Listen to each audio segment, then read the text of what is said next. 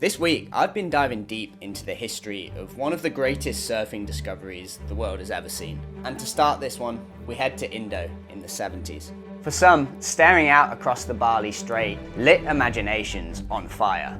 And one day, as chance would have it, Australian surfer Bob Laverty happened to fly over the southern tip of Java after his flight from Jakarta was redirected. As he looked down out of his plane window, he saw on the edge of the dense Plengkung jungle line after line of whitewater just bending around the edge of this headland into a long crescent bay, just perfect lines of whitewater that was seemingly endless and undoubtedly empty.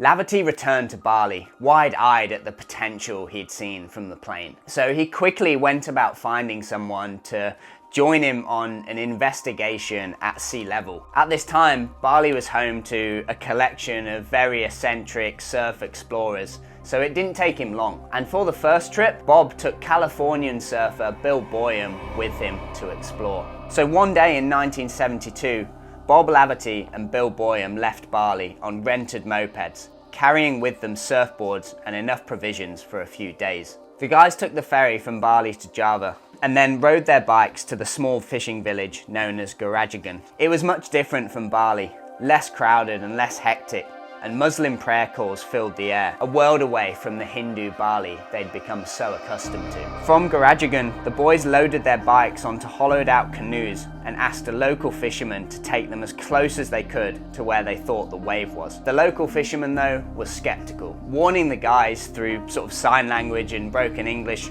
that the area they were headed to was sketchy, a place of uninhabitable jungle, black magic, snakes and spiders, and the elusive Javanese tiger. But fueled by their appetite for virgin waves, the pair unloaded their bikes and sped off down the beach. At first, the sand was compact, and they rode full throttle until suddenly the sand ran out and became loose, dry coral.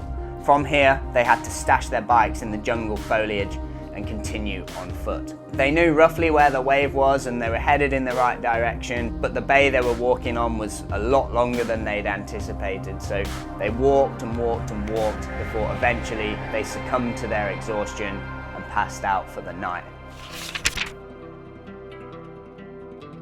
The next morning, they woke at sunrise to 6 to 8 foot perfection reeling down the reef. A truly perfect wave with not a soul in sight. A world away from the crowds just 60 miles over the Bali Strait. They watched on in awe as waves just unfolded forever, barreling down the point, heavy, shallow and empty. A wave that on first glance was even better than the famous Uluwatu. The boys surfed the place for 3 days straight, living off rice, catching their own fish, drinking coconuts, and surfing their brains out. They often woke in the morning to find huge tiger-sized paw prints through their makeshift camp, and snakes and spiders were commonplace. So 3 days later, thoroughly surfed out and running low on supplies, the pair headed back to Bali.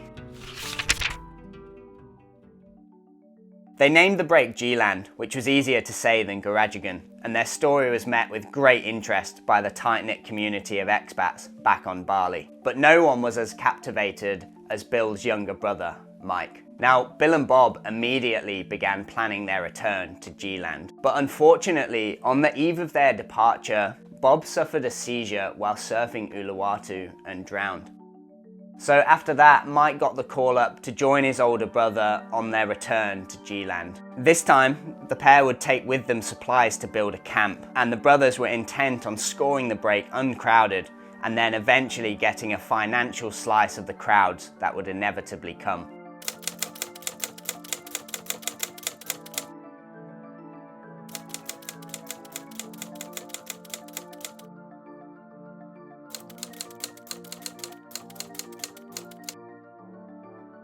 On Java, Mike negotiated with, or rather bribed, officials to gain the necessary permits to build a basic camp. Permits were required because the wave was located in the protected Plengkung jungle. So after acquiring the permits, the brothers built a 15 by 15 foot bamboo treehouse, a few feet off the ground in order to avoid prowling tigers, and other nighttime critters. And in 1974, the camp officially opened. Comprising just one basic bamboo treehouse with a kitchen underneath containing a camping stove and a cooler, the camp was extremely basic. Mike formalized the operation under the name Blambangan Surfing Club, charging early visitors $200 a week for what would become the world's first exclusive surf camp. By the early 1980s, the fee had climbed to $1,000, and the camp attracted some of the best surfers in the world, most notably Jerry Lopez, who became synonymous with the break. G-Land's reef wasn't uniform like other Indonesian breaks. It instead comprised multiple sections, which were later named kongs, money trees, and speedies, all machine-like, heavy, hollow, left-hand tubes. It was raw, uncrowded, and as the years passed, the wave remained a mystical, exclusive place where only the most committed surfers went. But within a few years, more surfers came to get a slice of G-Land gold. 2 more surf camps opened up along the point, and crowds became the norm. The change at G-Land is summed up by Jerry himself, with this quote pulled from the history of surfing. G-Land also had a darker side. Like many remote surfing outposts across Southeast Asia, it became a hub for smuggling. And even Mike reportedly used profits from smuggling to bankroll the development of the G-Land camp, expanding the number of huts and offering a better experience all round. But as the authorities caught wind of the fact that the camp was being used as a smuggling hotspot, they came down on Mike with threats to demolish the camp altogether, and eventually everything unraveled. As Indonesia's military regime began clamping down on lawlessness in the late 80s, G-Land's days as a smuggler's haven drew to a close.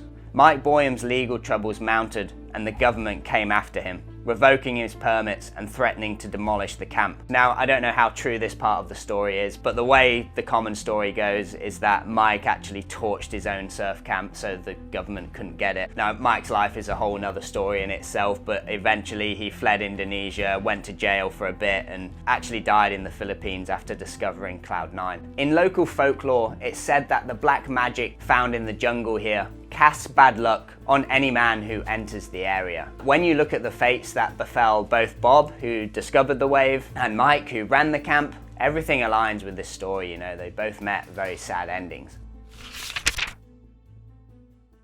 Locals eventually acquired the land and rebuilt the camp, and new camps were built with permits, infrastructure, and partnerships with local villagers. The original camp was later changed to Bobby's Surf Camp, which is actually still the longest running surf camp in the world. And since then, the break has played host to many iconic moments and contests. In 1995, the championship tour held its first event at G-Land, won by a young Kelly Slater, and this event was one that marked the beginning of the Dream Tour era, which was professional surfing's pivot from mushy, crowded beach breaks to perfect waves in exotic, far-flung locations. The event became a semi-regular fixture on the CT before being axed due to economic issues. A year before that, in 1994, a tsunami, triggered by a 7.2 magnitude earthquake, slammed into G-Land. And there was actually a group of Australian pros who were there during the time, and there's this crazy story of where, you know, a couple of them woke up underwater after, you know, all the water rushed into the camp and like flipped mattresses upside down and kind of wrecked the camp, and it was this super chaotic scene. I'll leave the link in the description where you can watch a video of that story. I'd highly recommend listening to it. It's pretty crazy. But luckily they all managed to escape unscathed and with their lives. There's also been so many crazy waves go down there. You know, there's loads of footage of G-Land online, so it's worth just going to stare at it for a few hours. If you've got any sick, like crazy stories of like G-Land back in the day, especially if you went to this camp way back in the 70s or 80s, you know, I'd love to hear your stories.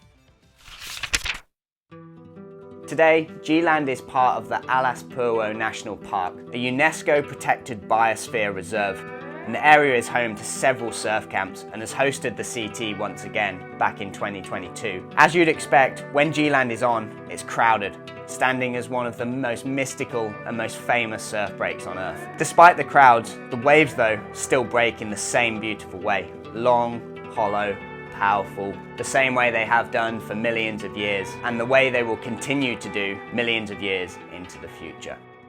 Thanks for watching this episode, guys. I hope you enjoyed this story. It was a really cool one to research and bring to you here on YouTube.